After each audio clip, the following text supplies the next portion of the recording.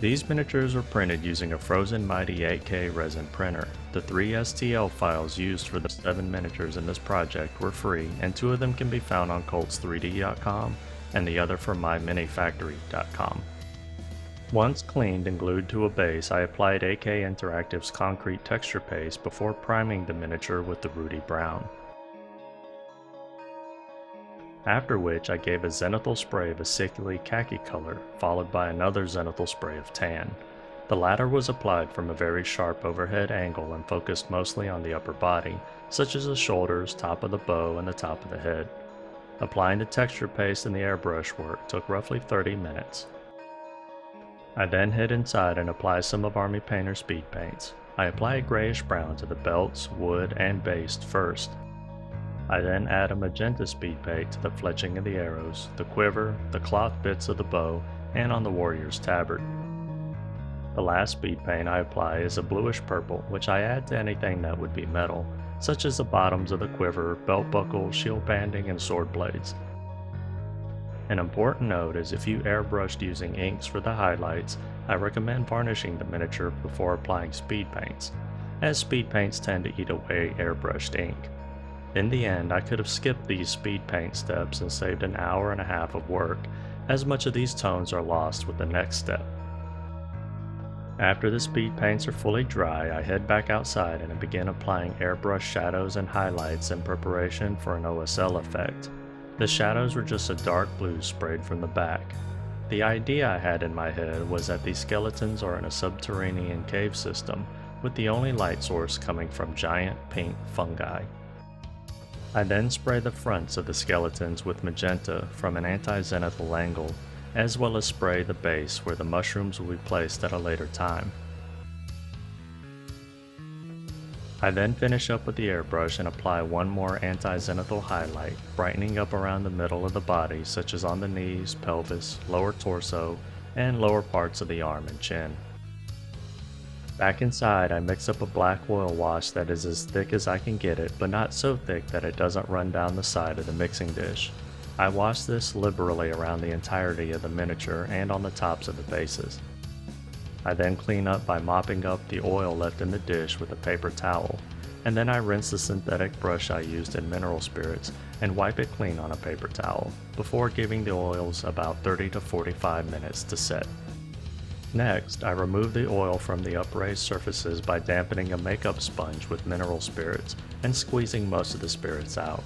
I only want enough in the sponge so that it's damp, but I don't want any of it squeezing out onto the miniature if I accidentally apply too much pressure, lest it run into the crevices. I want the oil to stay in those recesses.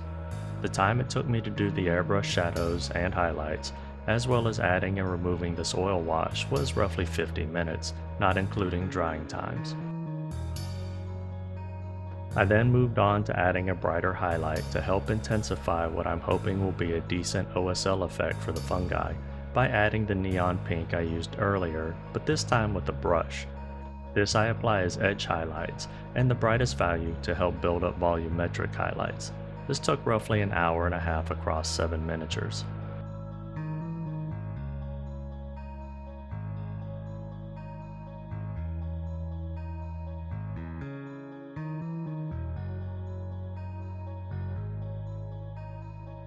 Since the second airbrush work, where I added blue shadows and pink highlights, covered most of the speed paint tones, I decided to mix up some oils to quickly and easily bring some of those tones back. To do so, I added the oil paints I expected to use to some scrap cardboard, and then I let it sit for 15 to 20 minutes, so that some of the linseed oil it uses as a binder is soaked away. I then mix muted brown and stipple this where the pink highlight starts to fade on any of the wood and leather items.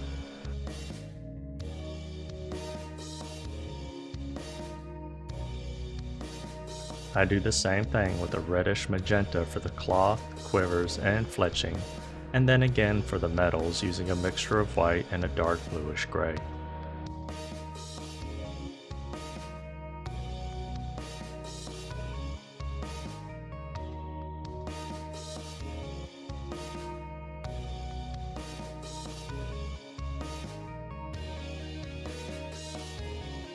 Finally, I add Payne's Gray, a very dark bluish gray when applied unthinned, as this will be the darkest shadows. At this point I'm just getting the oil paints on the miniatures, and right now it looks rough and sloppy, but that's fine. Once I'm done applying the last oil tone, I take a soft flat brush and gently buff and dab at the oil paints to soften their edges and buff them smooth, helping to blend them to add some color back to what was lost. My aim is to keep this very subtle and to really only hint at the colors these items would be if they were visible in a bright light, but it's the shadows and overwhelming pink glow that's drowning them from view.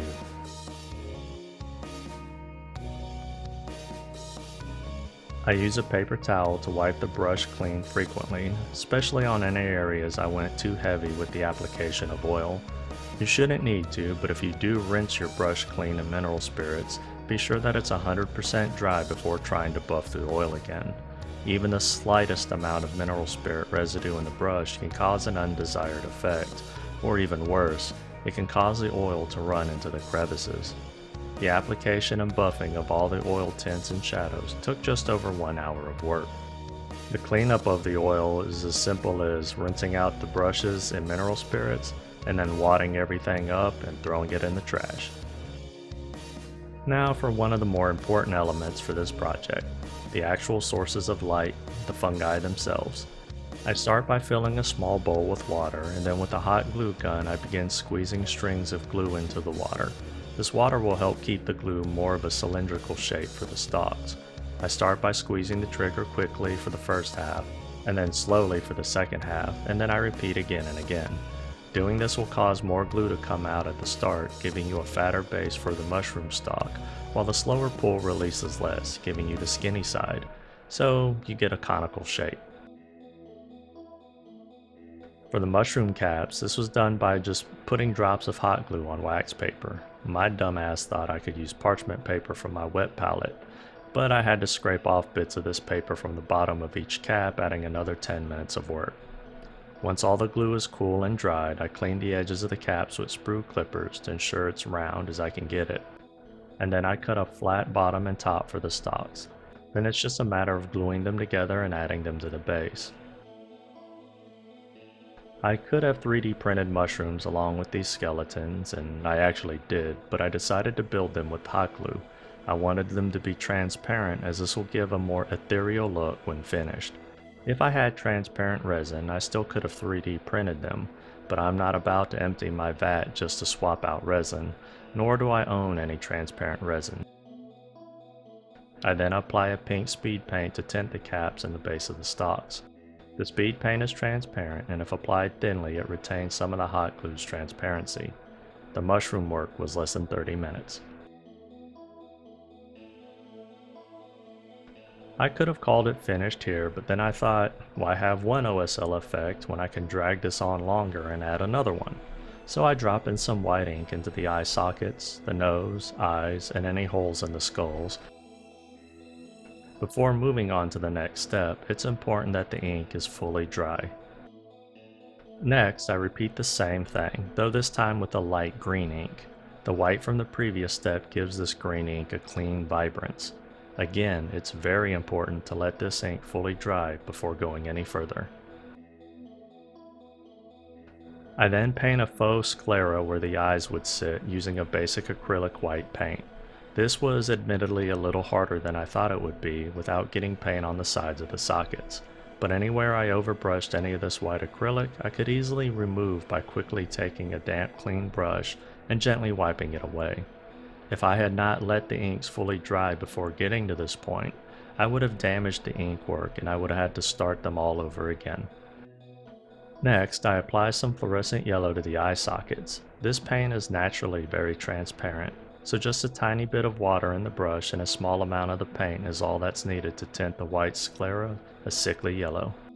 Then with a green acrylic and a lighter green fluorescent acrylic, both thinned with glaze medium, I apply these where reflections would be needed, where the glow from the face would hit.